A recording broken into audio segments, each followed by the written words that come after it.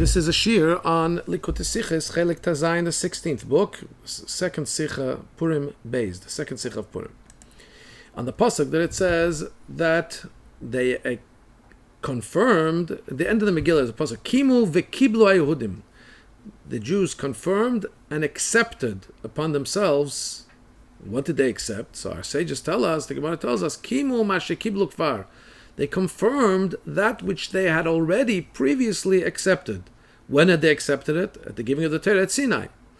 At the giving of the Torah at Sinai, the Gemara tells us there that the fact that Hashem placed a mountain over them like a barrel, which we explain according to Chassidus means that Hashem shone His love on them to such an extent that it was impossible for them to say no. You know, when there's such an outpouring of love, the reciprocal love that they felt for Hashem was that they said, yes, of course, we accept everything that you say. Na'aseh v'nishma, we'll do everything you say. But the Gemara there points out, that's already a disclaimer.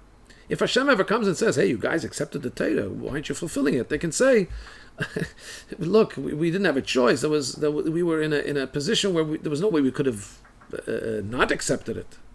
However, now at the time of Purim, says the Gemara, that is cancelled out. They cannot say, we accepted it without choice, because it says that in the time of Purim they accepted it. In the time of Achashverosh they accepted what they confirmed what they had accepted back then.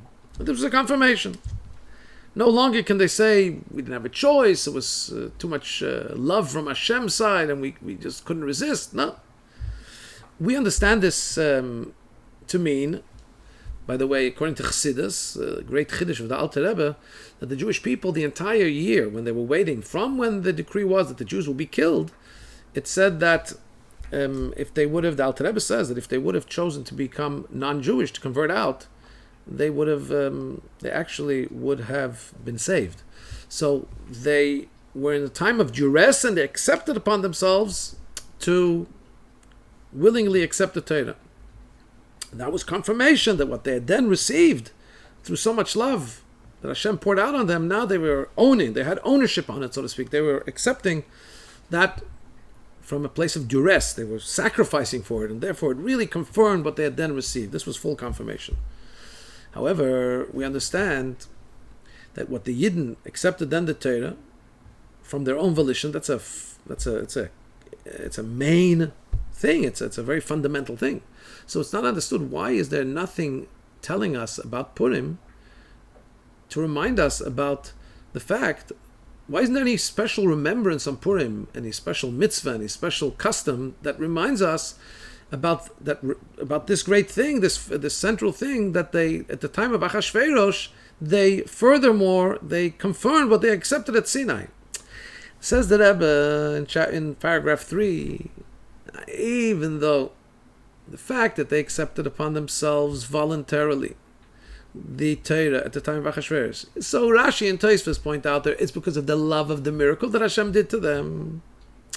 So really you could say, okay, it's what I just explained to you is what the Alter Rebbe says, doesn't seem, you don't see that clearly in Rashi and Tosfos. It seems that this too was out of an outpouring of love. Hashem made them an immense miracle, and after the miracle, as it says it at the end of the Megillah, after the miracle they said, Hashem, we love you, we're going to confirm the acceptance of the Torah. So perhaps it loses some of its incredulousness, its incredible power when you explain it in the way the Alter Rebbe explains it, that they were in a state of sacrifice for a full year, and that's when they really accepted the Torah upon themselves. That makes it a totally different experience. However, says the Rebbe, really, in the Pshat, they accepted it after the miracle. So maybe it's not such an unbelievable thing. But still in all, says the Rebbe, it's difficult to say that there shouldn't even be a remembrance. This is actually a fundamental thing. The Megillah does point out that they confirmed what they accepted. In other words, this is stage 2. This is a culminative stage. This is the fulfillment of what they had accepted at the time of Matan Torah. There shouldn't be any relation. There shouldn't be any remembrance to it. Interesting, the Rebbe quotes in the Ha'ara that there's a Megillah Storim. This is from a Rabbi Yaakov of Lissa, who was it Rabbi Yaakov of Lissa? One second, who wrote the Megillah Storim? Be honest, I didn't remember Megillah Storim. Whatever it is, there's a pirush called Megillah Storim of the Rav of Lissa. He's the author of the Nesivas HaMishpat on Chesed Mishpat, and he says that he does put it into the narrative here. That Mordechai was thought that the main Yom Tov here is the fact that the Bnei Yisrael accepted upon themselves the Torah in a complete way.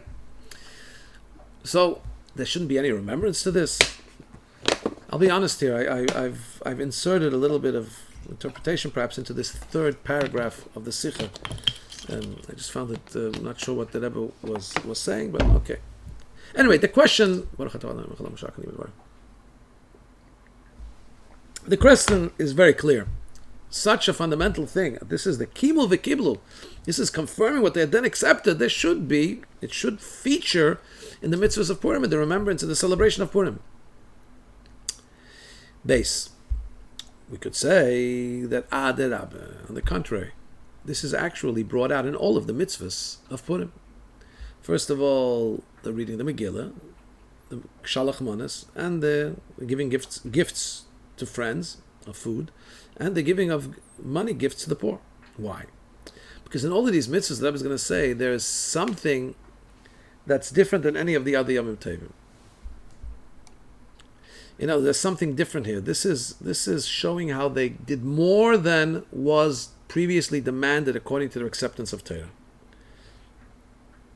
Why in these three mitzvahs is this going to be expressed? Because these three mitzvahs are different than anything we do on any other Yom Tov. Let's say, reading the Torah we do on Purim, but we do it on other Yom Tovs. Saying Va'al HaNisim, that we say, we thank Hashem for the miracles in davening and in benching, and the fact that we're not allowed to eulogize, not allowed to fast, the fact that we have a meal. All the other Yom Tovim have the same thing. We have meals, we read the Torah, not allowed to fast, not allowed to eulogize. We say Hallel, right? Yalav Yovei. Those are things that are generic to Yom Tov. But the things that are unique to Purim are the Mishlech Manas and Matanas Avyanim and reading the Megillah. So in all of those three things, we actually see an expression of this confirmation that they received the Torah at the time of Purim. What do we mean? Because first of all, you have to understand, when somebody does something because it's forced, and then later he does something because he accepts upon himself willingly, and let's face it, I learned the beginning of the Sikha according to the way Chassidus teaches us, Kafa Aleim Har Kegigis, that Hashem shone His love on them. But maybe the Rebbe was just saying in a simple pshat. Let's not go there to the Chassidus. In the simple pshat, it says Hashem forced them. There is a disclaimer that says, hello, Hashem, you forced us to receive upon ourselves the Nasa v'Nishma. That's why we said Nasa v'Nishma. By Purim, there was the love of the miracle, but Hashem didn't force them to take anything upon themselves. They were so in love with Hashem because of the miracle. They says, we really want to recommit ourselves to this. That's Pashup Pshat. The Rebbe, I guess, is asking the Shaila based on Pashup Pshat. So based on Pashup Pshat, what's the difference if you're forced into something and if you do something willingly? When you're forced into something, so then you do it as much as necessary to fulfill your obligation. You don't look to do 1 ounce more than you have to. You're forced, and you understand there's a superpower that's forcing you to do it. You do your obligation. However, when you do something with your own volition, when you have your own desire and wish to do it, so then you don't suffice it to do just as much as is obligatory. You try and do more. Try and do better, because this is something that you have vested interest into. Do more than your obligation. And this is expressed in the fact that Bnei Yisrael accepted upon themselves. They confirmed that what they had received before, they're now accepting upon themselves out of their will. And we see the expression of that in all three mitzvahs. Because on the one hand, these three mitzvahs are not totally new things. On the other hand, they're all additions to things that exist already beforehand. For example, reading the Megillah is not a chiddush, not like we don't read things in the shul. We have the 24 books of Torah and V'im Ksum we read in the shul, but by the Megillah there is an addition. What's the addition? First of all, there's an extra book added to the holy books, and that's through a request from Esther, who says, I want this written down for generations. And this becomes from the written miracles. Many miracles happened. The miracle of Chanukah, for example, doesn't make it into the holy writings. But this becomes one of the kesuvim, one of the writings of the 24 holy books. And then, at least it becomes at the end of Kesuvim, right? And then, similarly, we read it. We read it at night. So you see, we have Torah reading on Yom Tov, but to read it at night, and then again a day, and to read it from a parchment just talking about this miracle, in order to publicize the miracle, this is something that we don't have by the other holidays. So it's something that exists. Read the Torah and read about the miracle, but here it gets an upgrade, which fits with the theme that when you do something of voluntary nature, you do it even better and more. Same thing with Mishleach Manis. In the book of Manis Halevi, this is to Rabbi Shlomo Alkabetz, the author of the famous hymn, famous song, Piyut, of Lechadoidi that we sing every Shabbos. So he has a pirush on the Megillah. And he said, what's the purpose of Mishleach Manis, sending food gifts to each other, is in order to enhance peace and camaraderie between one Jew and the other. And there's a general mitzvah all days of the year, Avos Yisrael. It's not something new to Purim. It's a big, we know it's a klal gadol b'Torah. It's one of the central tenets of the Torah to love your fellow. But the mitzvah of Avos Yisrael, loving your fellow Jew, there's no obligation. You have to look for another Jew to do this mitzvah of Avta Recha Kamecha. The chiddush of Mishleach Manis is on Purim you have to find another Jew to send him food gifts to do Avos Yisrael to. And it has to be in a way that can be used right away. It's not, you can't, for Mishleach Manis, for food gifts, you can't give money. You have to give food that can be used right away. So in other words, you have to see, to actualize that, you have to look for a way to do an actual Avta Recha Kamecha. Similarly, Matanos Avyenu, giving gifts to the poor. The tzedakah is a mitzvah all year. But on Purim comes the additional mitzvah. It's not enough that if you bumped into a poor person, you have to help him.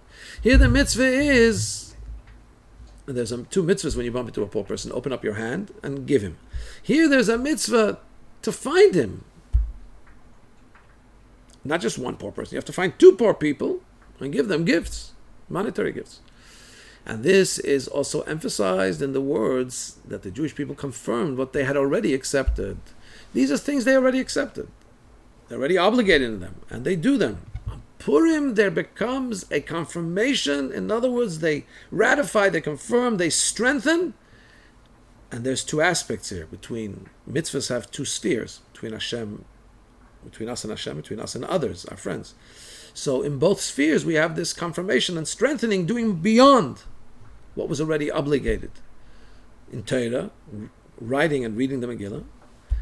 And thus, we're giving more thanks to Hashem, because we know the reading of the Megillah is like the halal that we do on other Yom Tov. And we do this, so this is something additional we do even more than any other Yom Tov. We have to read with a klaf and publicize the miracle by night and by day. And also, we have an upgrade in the mitzvahs between each other. What's the upgrade there? That we look to do v'afta l'recha kamecha, and we look to do tzedakah even when usually we wouldn't be obligated because we didn't bump into the person. So here we have that Rebbe said, actually in all three mitzvahs we see that this concept that now they're doing it voluntarily and beyond what's required expresses itself in all three mitzvahs. It's doing more than previously was required in the Torah. Gimel. However, we could ask, for Mishleach Manis Matan Zivyan, that's not the only reason that's given. There's other reasons that are given. By giving gifts of food, it says that the reason is, no, there should be enough to have for the Suda. You need to have a meal. And the Gemara says a story about Abaya, the son of Ovin, and Rav Chanina, the son of Ovin, that they would exchange their meals with each other, and in this way they would do the Mishleach Manis. In other words, you have to have a meal in Purim for the celebration. What happens if somebody doesn't have? So by giving gifts of food, you make sure everybody has. As these sages in the Gemara, they exchanged their Purim meals, and this way they did the Mishleach Manis. So we see that it's got to do with making sure we want to encourage the distribution of food between one another to make sure everybody has a meal of Purim.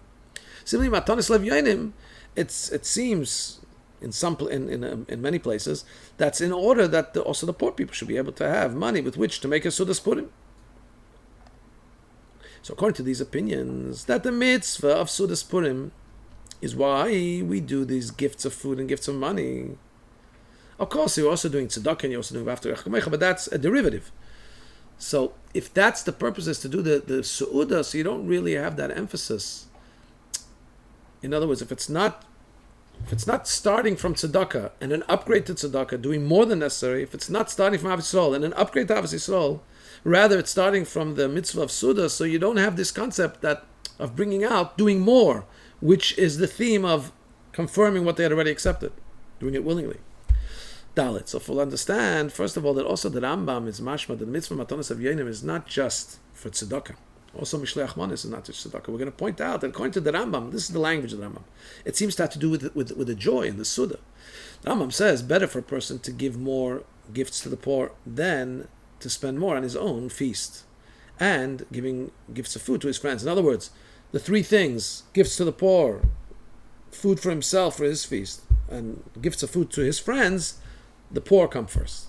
Because there's no greater joy, no more beautiful joy, splendid joy, than the joy of making the hearts of the poor and the orphans and the widows and the converts happy.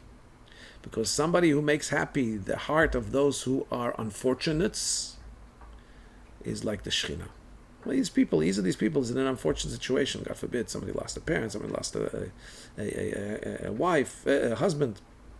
Convert doesn't have the whole family base that usually provides joy. These people are in a state of loneliness and in a state of need and a state of unfortunateness.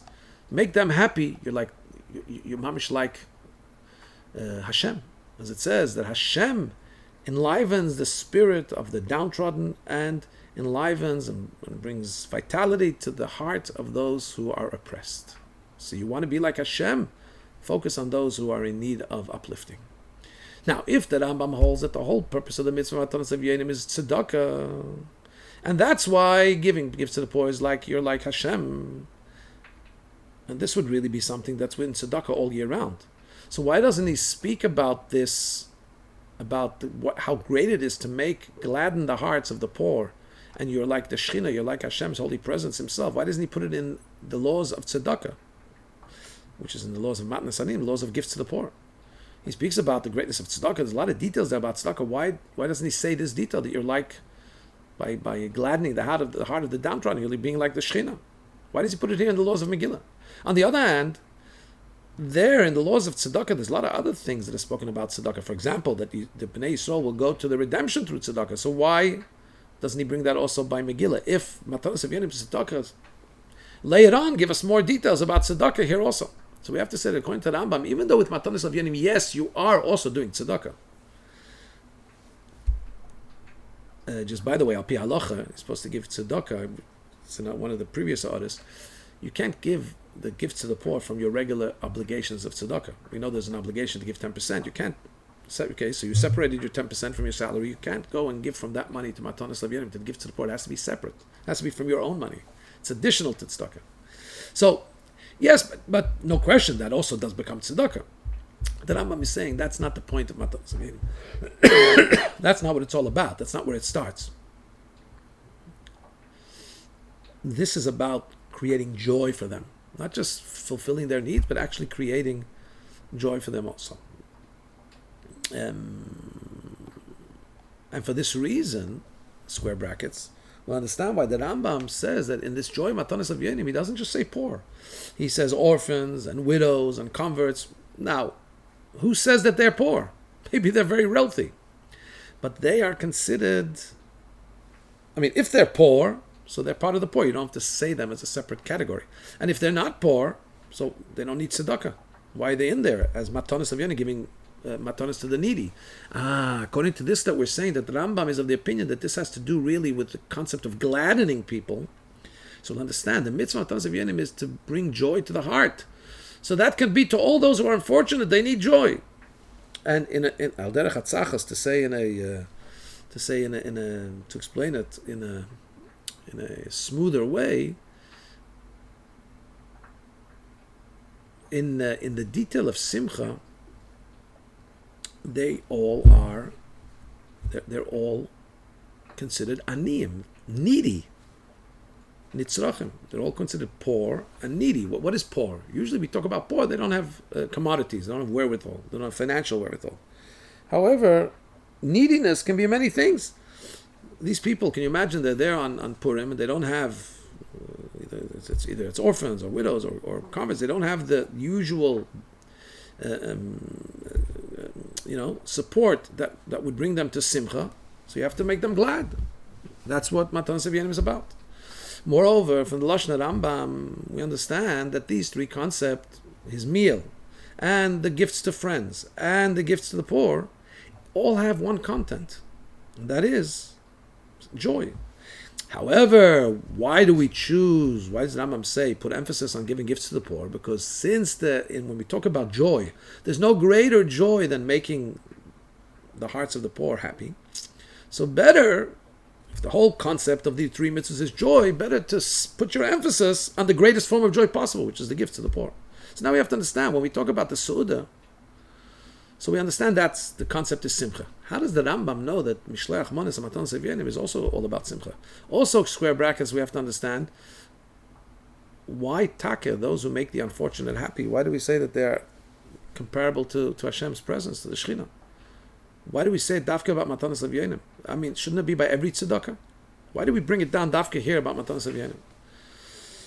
And we understand it's the Pasuk. The Pasuk says that Hashem brings vitality to the heart of the downtrodden and depressed, to the heart of the needy and whatever it is. So that would be all tzedakah.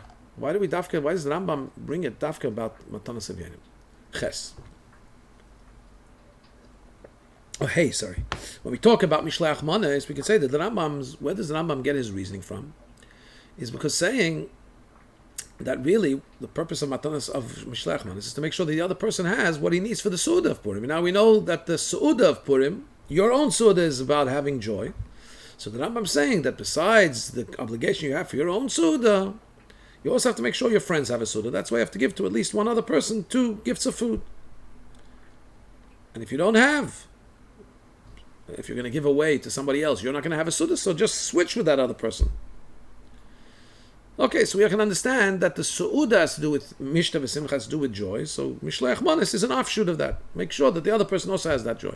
Similarly, Matanas Avyanim, we could say that that's connected to the Simcha he has on him. Make sure that the other person also has money. Make sure that he also has. Except when we talk about giving gifts of food, the Rebbe points out in Ha'ara 35, that's even people that are wealthy. You don't have to need somebody who's the gifts of food you send to friends. There's even people that have money, but you want to make sure they have food to eat for the thing. So you send them cooked food, things that they can use right away. The gifts for the poor is for people that don't have. So then you send them. That needs to be people that are needy in order to fulfill the mitzvah of Matanas Avyanim. But what we're saying is that this is connected with his obligation of having Sudas Purim. There's a collective obligation of Sudas Purim. I have it on me, and I have to make sure that others, at least one other or 2 other poor people, have help for that mitzvah. As the Rambam already says about the Simcha of Yom Tov, that if you only think about yourself in Simcha, it's not really a Simcha. If somebody, he says about Yom Tov in general, when you eat, you have to make sure to give the converts and the orphans and the widows and all other unfortunates and poor people. Somebody who locks up the doors of his home and he eats and drinks himself and his children and he doesn't give for the poor people and to those who are in need, those who are, are bitter, have embittered souls. So if he doesn't help others, he's not doing the joy is not a joy of mitzvah. It's a joy of his stomach. It's powerful words. Ayin Sham, look there, exactly how the Rambam describes it. However, it's difficult to learn that Matanas Avyanim is like this. It's like the same concept as a regular Yom Tov meal. We're saying make sure that everybody else is part of that thing. Same thing here. We're saying make sure give gifts to the poor because it's part of your su'udah. If you don't make sure that others have, your su'udah is just your stomach su'udah. It's not a proper simcha su'udah. It's difficult to say this about Matanas Avyanim. Why? Because the way the Rambam divides his halachas is also very important and meaningful. It's exact. And he, after the law of the su'udah, where he says share gifts of food with your friends, he says you have to give to the poor people a separate halacha. It's not the law of Mishloach Manas, giving gifts of food to your friend, is part of the same halacha, the same chapter that speaks, the same paragraph that speaks about having your own su'udah. So you could say, okay, the obligation of gifts of food to your friend is part of your own obligation of su'udah. You also have to make sure the other one has, you exchange meals, whatever. But giving to the poor is a separate halacha. It means it's not just a direct carry-on. Especially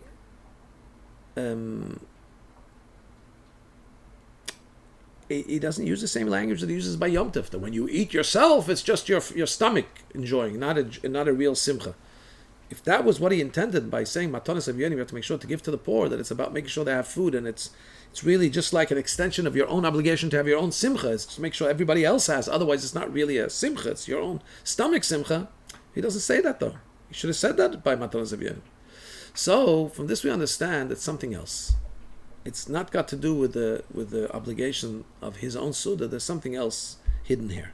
More than that, according to this comes out that if we're going to say that it's just all details of the way he has to celebrate his own meal, really what's going to say is that that the meal of Yom Tov, the Sudas Purim, the feast of Purim, is a three-pronged is subdivided into three things. And we need to make sure that there's a meal, mine, and to make sure mine is proper, I need to make sure somebody else has even colleagues, and then I have to make sure even the poor have. Which would mean if I didn't make sure those other two people, it means my own meal wasn't. That would already mean that it's not four distinct mitzvahs. However, it seems we know that there's three individual mitzvahs: Su'uda, Mishlach Manes, Matas Avyanim. As the Rambam himself, when he speaks about giving the gifts to the poor, he says better to spend more on the gifts to the poor because there's no greater, more beautiful simcha than to gladden the heart of the poor. In other words, he doesn't say you haven't fulfilled the mitzvah of Sud if you didn't do it. He's saying you did the simcha of Purim even if you celebrated yourself. But they want to do it beautifully and greatly, then you have to give to the poor. So we can't just say that this is three individual parts of one mitzvah you have of Su'udah, and collectively you have to make sure that your friends have and your poor people have. No, there's something else happening here. Vov, because we say the explanation about all this is as follows. The expression in the Megillah, from where we learn about these three mitzvahs, it says Mishteh, you have to have a feast, Su'udah, right? Mishlach, when we are sending gifts of food to each other, Matanos Avyanim, gifts to the poor. It says, when it introduces that, it says these days have to be la'asosais, to make them yemei mishtav simcha, days. The whole day has to be days of feasting and joy, and giving gifts and matanos levyanim. From the fact that it says these are days of joy, we understand that the obligation of joy, of feasting and joy on Purim, it's not that Chazal made these obligations and they have to be done on the day of Purim, but rather that Chazal said these are days of joy. The outcome of these being days of joy is that it's days of feasting and an outcome of the fact that there are days of joy and feasting is that we have to do these three things. That's how a day of joy is truly expressed. So for this we understand that all those three obligations of Purim that says, they all say Yemei Mishta V'Simcha, the introduction is these are days of joy. How do you do the days of joy? Well, feasting and Mishlach Manos Matanos Avyanim. It comes out from the actual feast and joy. Well, what does that mean? You don't have this in the other Yom Tovim. That the days itself become days of feasting and joy. This is something unique to Purim. And that's the connection. This is where the expression of they confirm what they had previously accepted is expressed. The fact that they accepted willingly the Torah now makes it days of joy. How? Because when you don't willingly accept it, when you're forced into accepting it, it's not truly a joyous day. But when you really accept it from your own volition, your own knowledge, your own desire, it becomes a very special day. And interesting, the Rebbe points out in Ara 42 that the Gemara says in Psachim, everybody agrees that on Shavuos you need to celebrate with your body as well, because you have to show that you're excited about getting the Torah, right? And then the Gemara immediately says everybody also agrees that on Purim you have to celebrate physically because it says it's days of joy. In other words, we see a direct correlation that these days of joy is showing how we're excited about Purim. And in a way, the day of Purim, we're really excited. In other words, on Shavuos, there's some aspect we have to show as though we're excited. Although there was some coercion there. On Purim, the whole day becomes a day where we express It has to be a joyous day because that's the day we fully accepted upon ourselves in a voluntary way the Torah. And that is expressed in all these three mitzvahs, as the Rebbe is going to explain. Zayin. So we can explain that the inyan of Kimu Mashkevukvad, they confirm what they had already accepted, is actually expressed first and foremost in the unique way of Simcha that comes on Purim. It's not just regular Simcha, there's a unique way of Simcha. What is that? About the mitzvah of the Suda, the Rambam says, what's the obligation, the Suda, that a person should eat and drink wine until he becomes drunk and he falls asleep in his drunkenness? This, the Mefarshim point out, is from what Rava says. The base for this is, Rava says, a person is obligated to drink wine on Purim until he doesn't know the difference between cursed is Haman and blessed is Mordechai. That's till he goes beyond his cognitive, beyond his usual, beyond his usual staid self, so to speak. Now, l'chayra, drunkenness is not something that's condoned in Torah. Mefarshim point out, and especially about this din, that you have to be very careful. This is a very dangerous territory. And the Rambam himself points out about other Yom Tovs. The other Yom Tov says that drunkenness and lightheadedness is not simcha. That's hoilulus. That's lightheadedness. It's frivolity. It's not real simcha. So how could he say that the obligation of this meal is to get to the point where you're in a state of drunkenness?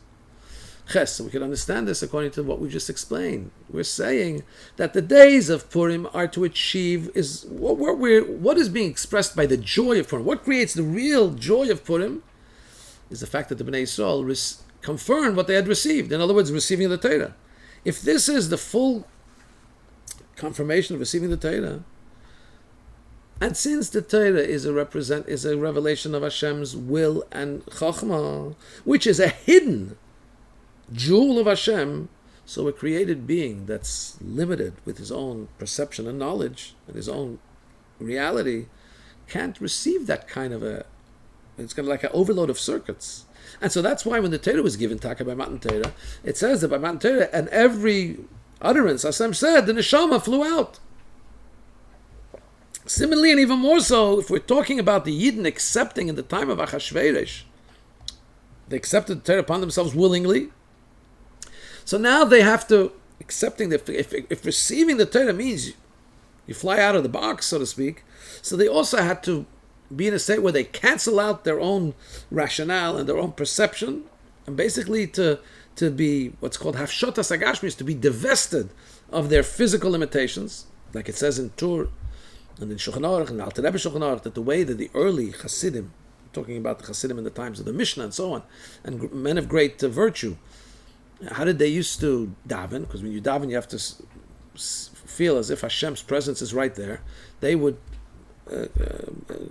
practice aloneness and have kavanah in their davening till they would reach a point of being divested of their physicality, and their spirit would be uppermost in them. Their perception and their spirit, they would get close to prophecy. In other words, to truly be in the presence of Hashem and accept Hashem upon yourself is a leaving of the usual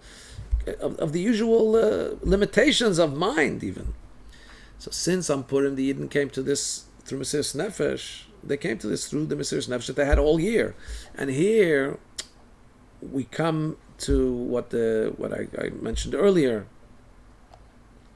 that that the Alter Rebbe says that they had Mesiras Nefesh the entire year because they could have opted out by becoming something else, not staying Yehudim. The decree was against Yehudim. Yehudim are those that deny idolatry. They would have joined another idolatrous group or something, they wouldn't have been part of this. So they had Mesiras Nefesh for Hashem, and they came to this high level where now they're beyond rationale. So now we'll understand why the main thing of Purim is, what's the essence of the day, is that it's a days of feasting and joy. And to what extent? To the extent that you drink wine until you become drunk and fall asleep in the drunkenness. Why? Because the accepting of where is this jumping beyond rationale in the physical behavior? How does this come to Purim? Because the accepting in the time of Achashverosh of what they had already confirming, what they had already accepted, right? At Matan Torah expresses itself in being as they were in Matan Torah. In other words, canceling out his own perception, his own limitations of knowledge, till he comes to be divested of Gashmias. As we find by prophecy, the Rambam says that usually people see, besides for Moshe Rabbeinu, who prophesied by day, they would see only by night in a dream or in a vision. Or if it was by day, it was after they fell into a kind of a slumber. And everybody, all the prophets, whenever they prophesize, again, except Moshe Rabbeinu, who was, their bodies would shake and their physical powers would become very weak and their cognitive functions would be confused and mixed up. In other words, they were overtaken by the Spirit of Hashem. This is a place where you lose your usual, behavior, usual rational self. And that's why we have a mitzvah to mimic that, so to speak. The chiyuv of simcha, chiyuv of joy on the days of Mishta and Simcha, is in such an unlimited way until the person falls asleep from his drunkenness. In other words, it gets his whole usual sense of sanity and semblance of normalcy gets shaken up because as if he's overtaken by Hashem, who's saying the Torah, just like by Matan Torah. Interesting that the Rebbe points out in the Hara 58 that we find that before going to receiving the Torah, the Bnei Yisrael went to sleep. As the Rebbe explains in the Sikha about why they went to sleep that night, because they were trying to reach a point where they were ready to receive what's not receivable in their cognitive state. There, the Rebbe says that was a mistake because they had to, they needed to be. Hashem wants to give the Torah here on earth. Anyway, so basically what the Rebbe is saying is that the point of the whole point of Purim is the excitement, the remembering that we're accepting the Torah voluntarily. That makes it a day of Mishta Simcha. And that's why, first of all, the Simcha is beyond boundaries, because receiving the Torah has to be beyond boundaries. And Yud, and for that reason, says the Rambam, better for a person to give more matanos avyonim than to increase in his own suda and in giving the foods to his friend. 1 second, why? If you're saying it's jumping beyond boundaries, how does that fit? Even though all three mitzvahs are all about Simcha, making sure everybody has Simcha, but there's no greater Simcha than making the aniyim and the yasemim, the poor and the poor and the orphans happy. When is Simcha a complete and wholesome Simcha? In other words, till he actually leaves his own limited state of his own existence. And he comes to a state of loyade, beyond his own state of knowledge and perception, which is going to express the acceptance of the Torah of Hashem. You know where that's most expressed? Not in his own suda when he drinks wine and he and falls asleep. I think that's what the Rebbe is saying here. But when you give gifts, the Rambam is saying that's where you get the most simcha, and that's where you get the most simcha that you leave your own dimension. Why? Because when a person is able to commit himself and vest himself in being mesameach, levaniyim, in gladdening the heart of the poor, if he's able to get more simcha from that than having simcha from his own suda, or even his own buddies, which Mishleach Manis is about, giving gifts to people of your own caliber. You don't have to look for poor people to give. You can give Mishleach Manis to your best friend who's a wealthy guy.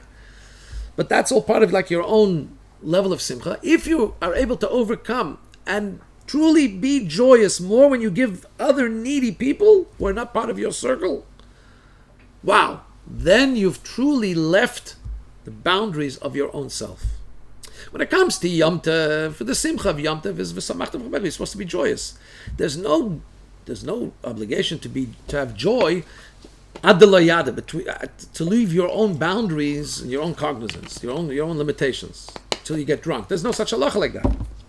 You're not supposed to leave your own mitzias. On the contrary, the Rambam says it's not a good thing. On Yom Tov, if you're drunk, it means that's not appropriate. And as we said before, if you don't have any poor people around you, so if you had a simcha on Yom Tov with your family, there's nothing lacking in your v'samachta b'chagecha. It's only if there are poor people around you, don't let them in. Then what you're saying is that it's about your stomach, not about simcha. You have to have simcha. You have to bring other people in. You have to make other people that are needy be part of your simcha. That's true simcha. If there's nobody around, you're in a desert island, just you and your family, so there's nothing lacking in your simcha because that you're having a family celebration on Yom Tov. Right? You didn't take away the simcha for the poor people. However, but on Purim we have to look and try and find simcha in making the heart of others who are not part of my social circle, who are poor, making them happy, and being more happy about making them happy than that's leaving your own usual sane self. Yud Aleph. And here's the advantage of the simcha of Purim, that the simcha of Purim has to be lo yaded, to the point of being beyond knowledge, beyond usual limitations, higher than his own knowledge, his own limitations. Such a simcha, a beautiful simcha, can only be expressed when you make the heart of the poor happy. And that's what the Rambam adds, that not only do you have to be then in a simcha, in a way of lo yada, in a way that you're drunk and fall asleep from your drunkenness, that in this you're expressing. The physical manifestation of getting the Torah at Sinai was that their souls flew out of them. They were beyond their usual balanced selves, so to speak. And there is this concept of putting physically, be beyond our usual balance, be tipsy. However, more than that, if you're putting your focus on the poor people, then you're mamish similar to the Shechina. Because such a thing, to be able to truly feel simcha, to feel that the joy of helping somebody who's needy, who's unfortunate, makes me more joyous, is the greatest joy that there is, even more than the joy of my own meal. This is not really fully available, possible by a created being. Because by definition, a created being is an entity. It's a metzias, he's his own entity. And by definition, al pi halacha, a person is closer to himself than to anybody else. That's a reality. Torah recognizes that reality. And therefore, it has to be really that his own joy is more important to him than the other joy of somebody else. Especially somebody who's not on his social stratus, especially somebody who's poor. Only by the Shechina, only by Hashem can there really be the joy of that others are happy, and that becomes, so to speak, more joyous than anything else. And the fact that a Yid can even aim to stand there and is able to actually stand there in such a situation where he fulfills the halach of helping the poor, and the feeling he has is that he's more happy about that than even his own simcha, this is because he resembles the Shechina.